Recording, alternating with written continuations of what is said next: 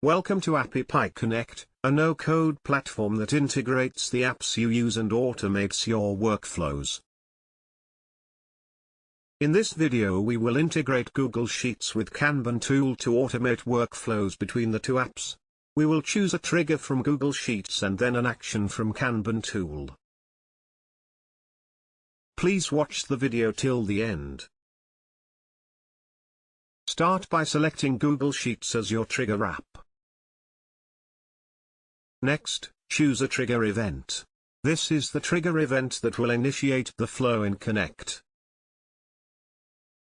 Select the one that will fit your needs. Now select Kanban tool as your action app. Next, choose an action event. This is the event that will initiate the flow in Connect.